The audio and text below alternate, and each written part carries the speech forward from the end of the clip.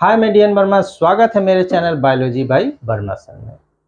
इसके पहले वाले वीडियो में हम लोग गोल्गी बॉडी यानी गोल्जी काय के बारे में देखे थे। इस वीडियो में हम लोग जानेंगे लाइसोसोम के बारे में।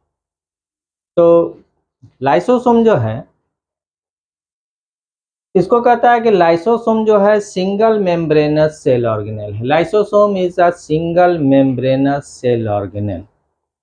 सेल के अंदर बहुत सारे ऑर्गेनेल होते हैं, कुछ मेम्ब्रेनस कुछ नॉन मेम्ब्रेनस। मेम्ब्रेनस में कुछ सिंगल मेम्ब्रेन वाले, कुछ डबल मेम्ब्रेन वाले। तो लाइसोसोम कैसा जो है सेल ऑर्गेनेल है, जो कि सिंगल मेम्ब्रेन से बना हुआ, एक झिल्ली का बना हुआ ये कोशिकांग है। उसके बाद कहता है कि किसके द्वारा खोजा गया। तो it was discovered by Christian de Duve in 1955। इसे क्रिश्चियन डी ड्यूवे नामक वैज्ञानिक के द्वारा 1955 ईस्वी में खोजा गया है। एपिथेटिक नेम, इसे suicidal bag of the cell या atom bomb of the cell कहा जाता है। कोशिका की आत्महत्या की थैली या फिर कोशिका का परमाणु बम कहा जाता है। It is also regarded as suicidal bag of the cell और atom bomb of the cell. अब कहता है कि ये एक झिल्ली से घिरा हुआ single membrane bound cell organelle है और इसका मेम्ब्रेन जो है वो प्लाज्मा मेम्ब्रेन के तरह लाइपोप्रोटीनस होता है, यानी लिपिड और प्रोटीन से बना होता है।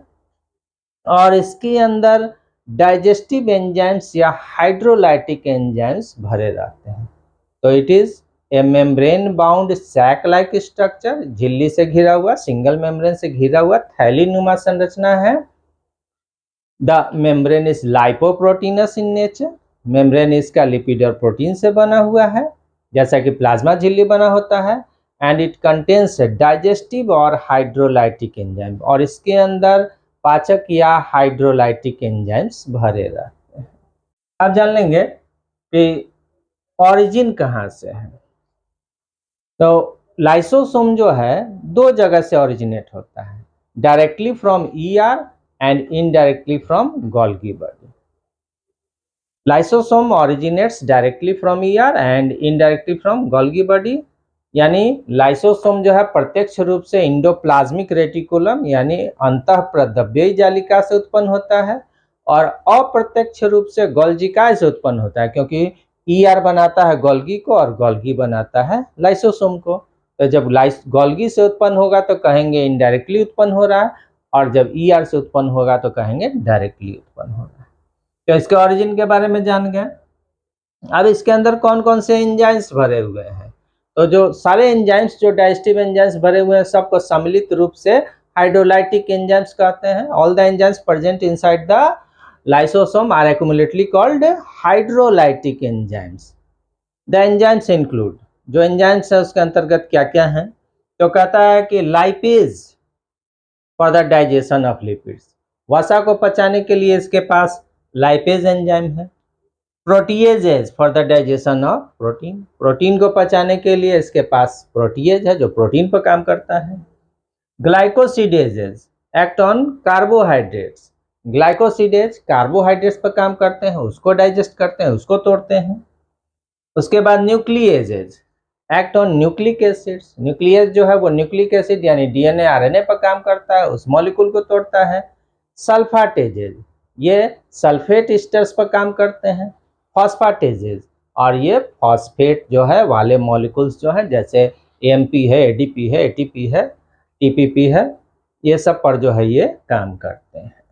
तो ये सारे एंजाइम्स हो गए मेन मेन, जो ऑर्गेनिक कंपाउंड्स जो हैं को तोड़ते हैं, उसको डाइजेस्ट करते हैं। अब कहता है ऑकरेंसेस का कहाँ पाया जाता है।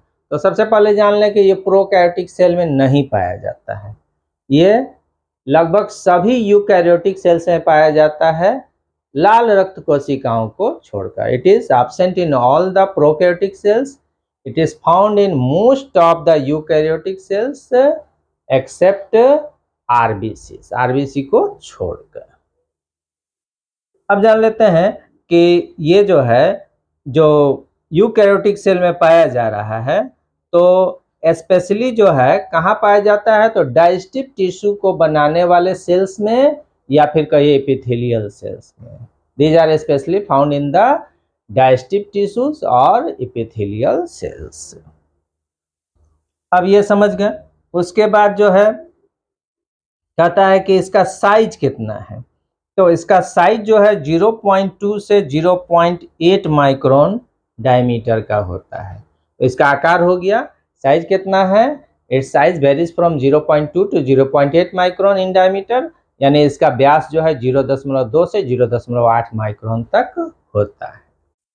तो आप जान लेते हैं फंक्शंस ऑफ लाइसोसोम, यानी लाइसोसोम के कार्य के बारे में।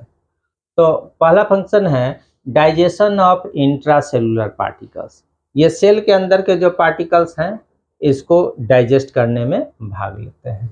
दूसरा digestion of large extra cellular particles, बाहर से आए हुए बड़े पार्टिकल्स को ये डाइजेस्ट करने में भाग लेते हैं। तीसरा हो गया ऑटोलाइसिस। ये जो है, ये जब लाइसोसोम जो है फट जाता है तो ये इसके एंजाइम्स जो है सेल के जो है सारे कंपोनेंट्स को डाइजेस्ट कर जाते हैं, जिससे पूरा सेल ही जो है वो बस्ट कर जाता है, यानी सेल ही पूरा नष्ट हो जाता है। प्रोसेस कहलाता है ऑटोलाइसिस। और इसीलिए हम लोग जाने थे कि जो हमारा लाइसोसोम है इसको सुसाइडल बैग या atom bomb of the cell भी कहा जाता है।